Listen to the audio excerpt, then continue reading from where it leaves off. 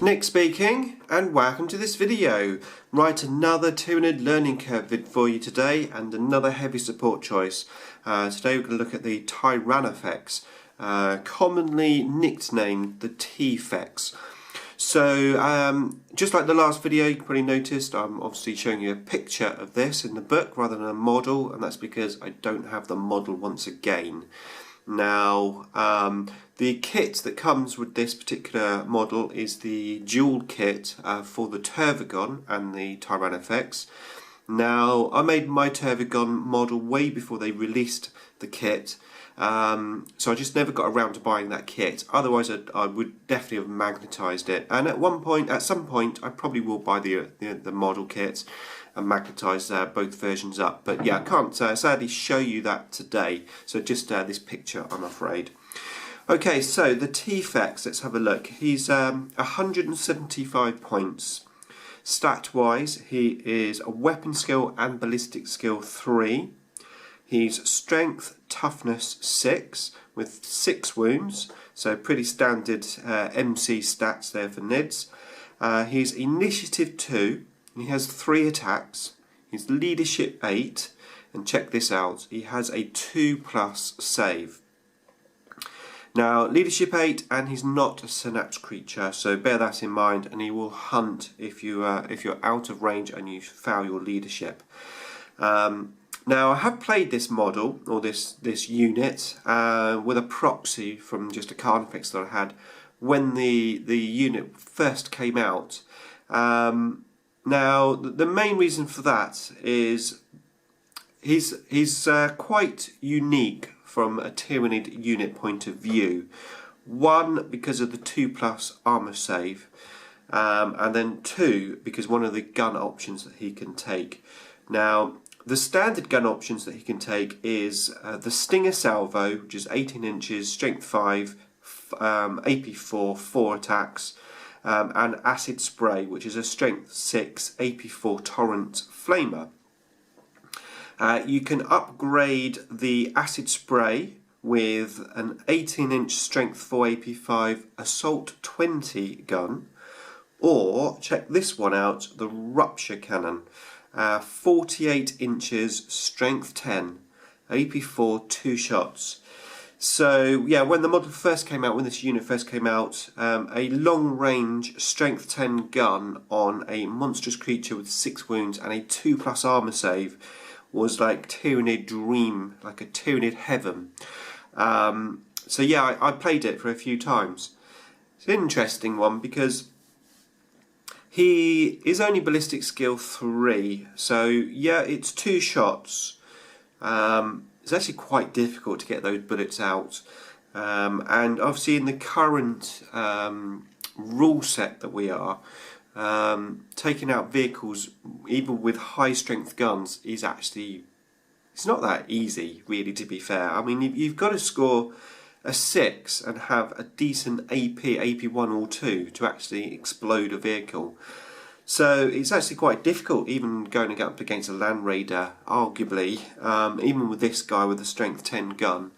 2 shots, and it's going to take you a good round of shooting to get through those 4 whole points. So yeah, it's, to be fair, probably gone downhill in terms of the new codex, which has obviously come out, because this was originally in the previous codex.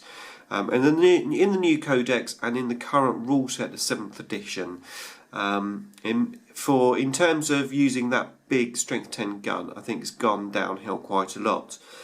Now, arguably, possibly, the way to use this model now may be to go for more infantry-based weapons, which it does have those infantry-based weapons that I've just discussed, but we've got a lot of infantry-based models around. You know, all these twin-linked devourers that we've got from the Flyrants, etc. Even Carnifexes, you can take them. For 175 points, it's fairly expensive. Yeah, you could maybe pop them on a drop pod. Again, it takes the points up. he can come down, cause some damage to infantry quite nicely. But like I said, we've got lots of other units that can do that. I think he would work really well in my Nidzilla list, where I'm just going for big monstrous creatures. He suits that absolutely fine. But I'm not sure how well he fits into just like standard lists as such. Now you can take a few other options. You can take grubs, larvae or beetles, 10 points each. Just basically little templates, weak templates.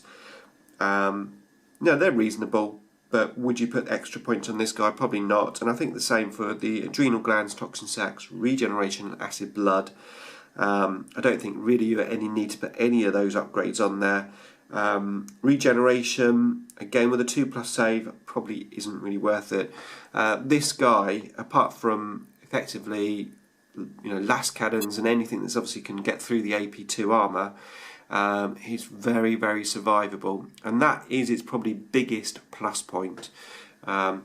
He could potentially be fantastic at attracting your enemy's firepower. He could be a big firepower magnet, which could be quite useful because it will take firepower away from your other broods. But then on the flip side, if you spent the 175 points from this guy on more other broods, it could be in the same situation, So, yeah, it's not a bad choice. I don't know that it's, again, the best heavy support selection. We've got a lot of great heavy support units. Like I said, it is not a bad choice, but is it the best? Possibly not. If you're in an environment where some long-range strength 10 weaponry in your Tyranid army is useful, then 100%, yeah, why not go for it? If you're in an environment where you've got lots of infantry like areas, then arguably, yeah, he could work as well. But then there are lots of other units that can do the infantry job, potentially for a cheaper amount of points as well. So, that's it for this guy, really. I do definitely plan on getting the dual kit at some point, and I will definitely magnetise him up with the different options, and I will be playing him in the future. So for me, he's not a write-off unit. He's a pretty decent unit, but I'm in no hurry to rush out and put him on the table because he's the ultimate Tyranid unit. He's half decent. Okay, so that's it for this video. Hopefully you enjoyed it. As ever, please put your comments in the description below for and against what I've just said. As I said, I haven't used this model extensively, only a few times, so I am really interested to get your feedback on it. Let's get some discussions going in there, so anyone who hits up this video can check out my video and check out your comments, and let's learn together. Okay, watch out for the next video. Thanks for watching.